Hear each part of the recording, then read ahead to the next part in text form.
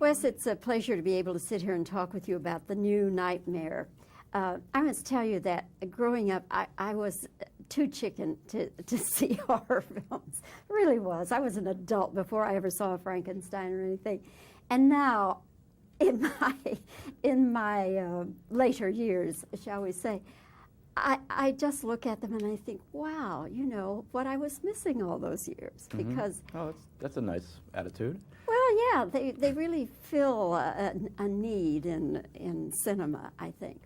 But let me go back to the beginning of Nightmare. I read one time that the whole thing started because of some newspaper stories that you found. Yeah, yes, it was a fascinating thing that there was a series of newspaper articles in the LA Times, very short little things that occurred over a year and a half. And the Times never caught that they had even another article about the same thing, so they were never correlated and never investigated. But they were cases of young men that had had severe nightmares and had told their families about that, and the next time they fell asleep, they died inexplicably.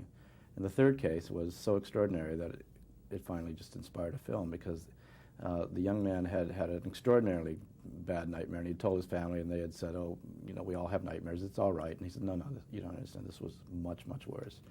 And in fact, it was so bad, I'm not going to sleep anymore. Of course, everybody said, oh, sure, right. But he kept himself awake, and day after day went by where he would be awake in the house while the rest of the family was sleeping, and then they became convinced he was having a nervous breakdown, and they brought in a doctor. Sleeping pills were prescribed. The kid would take them reluctantly when the family insisted. He would spit them out after they left the room.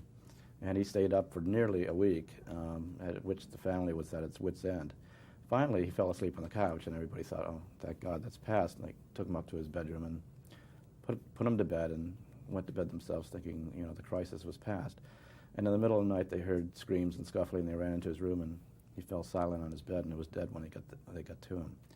So that family had an autopsy performed, thinking that he must have had some, you know, brain embolism or whatever. And there was absolutely nothing wrong physically with this young man. So when I read that, it just seemed like what an extraordinary situation, you know, and how sort of pathetic and evocative and dramatic it is to be a young person that has sees something that is very, very real, and nobody else will acknowledge, and how typical that is of the feelings of teenagers that have visions of things and feelings that most adults poo-poo or act like they don't understand or acknowledge. And so it led to the designing of this first film about you know, a man who had been actually murdered by a group of parents because he was a child molester, and the law had let him go. And they thought that was sort of the end of it, and he turns up in the nightmares of their children. And the most chilling thing about that first film was that the parents denied that they knew anything about such a man, and treated their kids like, that's crazy, don't, you know, stop talking about it.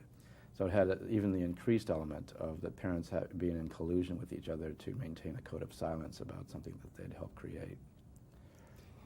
When you made Final Nightmare, did you really intend for it to be the last one?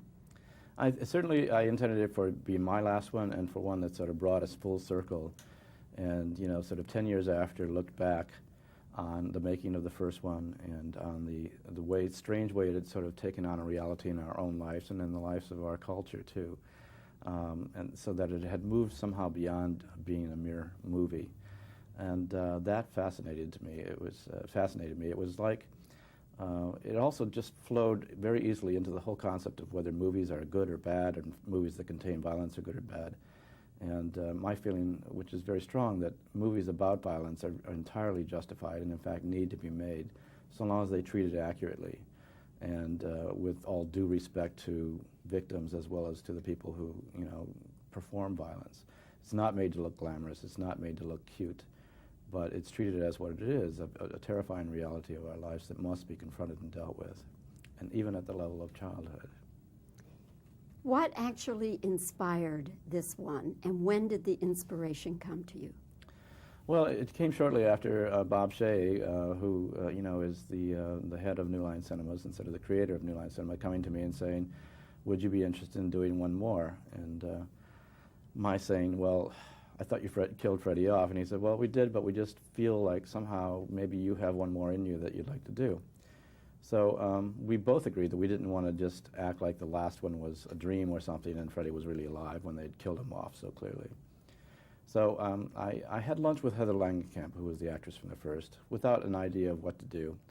And after talking to her and hearing some of the stories that she had had of having been 10 years into this identification with the movies and having a child who also knew that she did these kind of films, I thought, you know, wouldn't it be fascinating to do a film about us and about the fact that now that the series were stopped and the character was killed off, that whatever it was that Freddy originally stood for was somehow released, and that stories really function to contain terror in a way that if the story was not there, the terror would be more free to plague us.